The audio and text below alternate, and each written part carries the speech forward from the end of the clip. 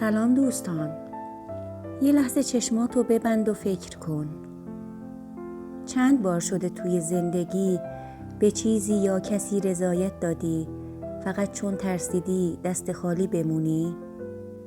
مثلا رابطه‌ای که بیشتر دلت رو شکست تا اینکه آرومت کنه، یا شغلی که هر روز با استرس میرفتی اما میگفتی فعلا همین خوبه. واقعیت اینه بیشتر وقتا ما آگاهانه انتخاب نمی کنیم به کمتر راضی بشیم. یه نیروی پنهان درون ماست، یه صدای قدیمی که میگه تو لیاقت بیشتر از اینو نداری و ما بی آنکه بفهمیم بهش گوش میدیم. این صدا از کجا میاد؟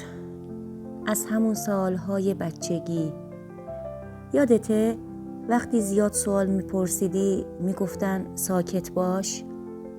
وقتی چیزی میخواستی جواب میشنیدی زیادی نخوای، همینم کافیه. یا وقتی گریه میکردی میگفتن آبرو برامون نذاشتی. این جمله ها ساده به نظر میان اما کم کم توی وجود ما جا میگیرن و وقتی بزرگ میشیم تبدیل میشن به باورهای عمیق. من باید کم بخوام، من ارزش زیادی ندارم، اگه زیاد بخوام طرد میشم. روان ما شبیه یه آینه است اما بیشتر وقتا این آینه ترک خورده است. ما فقط بخشی از خودمون رو نشون میدیم، موفقیت ها، لبخند ها، خوشی ها، اما بخش های دیگه همون ترس ها و زخم ها پشت ترک ها پنهان میشن. مشکل اینجاست. دقیقاً همین بخش های پنهان هستن که زندگی الان ما رو شکل میدن. مثلا کسی که درونش باور کرده دوست داشتنی نیستم، معمولاً آدمایی رو جذب میکنه که اون رو نادیده میگیرن. از بیرون بد شانس به نظر میاد ولی در واقع انعکاس همون ترک‌های درونیه. حتما دیدی بعضی چیزا مدام تکرار میشن. رابطه قبلی پر از بی‌توجهی بود، رابطه بعدی هم همون. شغل قبلی فرسودت کرد، شغل جدید هم دوباره همونه. ما فکر میکنیم دنیا با همون لج کرده ولی در حقیقت این زخم‌های درونی ما هستن که صحنه زندگی رو میسازن. تا وقتی این زخم‌ها رو نبینیم و نپذیریم به شکل سرنوشت دوباره جلوی رومون سبز میشن. بذار رو راست باشیم. خیلی وقتا دلیل موندنمون توی موقعیت‌های بد فقط یه چیزه: ترس از تنهایی، ترس از خالی بودن، ترس از اینکه هیچ کس کنارمون نمونه. برای همین ترجیح میدیم به چیزی بچسبیم حتی اگه ما رو زخمی کنه تا اینکه با تنهایی روبرو بشیم. ولی واقعاً کدوم درد بیشتره؟ درد تنها بودن یا درد از دست دادن خودمون؟ توی زندگی یه لحظه هست که همه چیز تغییر میکنه. لحظه‌ای که جلوی آینه میستی و میگی نه دیگه بسه. شاید بعد از یه جدایی باشه، شاید بعد از یه شب گریه طولانی، شاید حتی با شنیدن یه جمله ساده از یه آدم معمولی. اون لحظه اسمش بیداریه. از همونجا مسیر تازه شروع میشه. خیلی ها فکر میکنن دوست داشتن خودخواهیه اما حقیقت دقیقاً برعکسه. دوست داشتن خود یعنی به نیازهای واقعیت گوش بدی.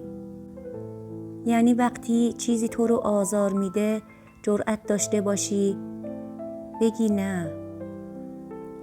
یعنی برای خودت همون احترام رو بذاری که برای عزیزترین آدم زندگیت میذاری. یه آزمون ساده.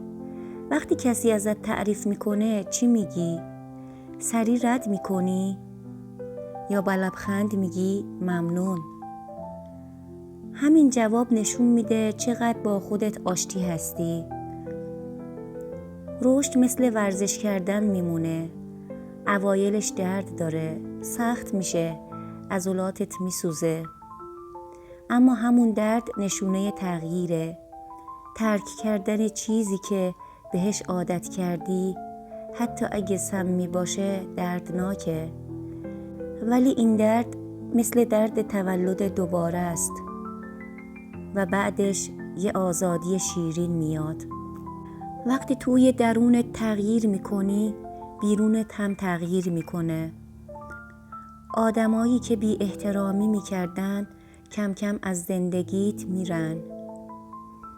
موقعیت‌های تازه میان چون تو ارتعاشت عوض شده. تو خودت رو ارزشمندتر میبینی و دنیا هم همون رو بهت بر میگردونه. یادت باشه این تغییر یک شبه اتفاق نمیفته. گاهی یه بینش ساده سالها طول میکشه تا توی زندگیت جا بیفته. این یعنی نباید عجله کنی. این سفر یه ماراتونه، نه 200 متر. بزرگترین دروغی که بهمون گفتن اینه: باید کامل باشی تا ارزشمند باشی. اما واقعیت اینه: ارزش تو از بودنته، نه از کارایی که میکنی. تو همین الان با همه نقصهات دوست داشتنی هستی و همین باور بزرگترین انقلاب درونیه. پس دفعه بعد که خواستی تصمیم بگیری، چی توی رابطه، چه کار، چه دوستی، از خودت بپرس: این انتخاب منو بالا میبره یا پایین؟ به من احترام میده یا کوچیکم میکنه؟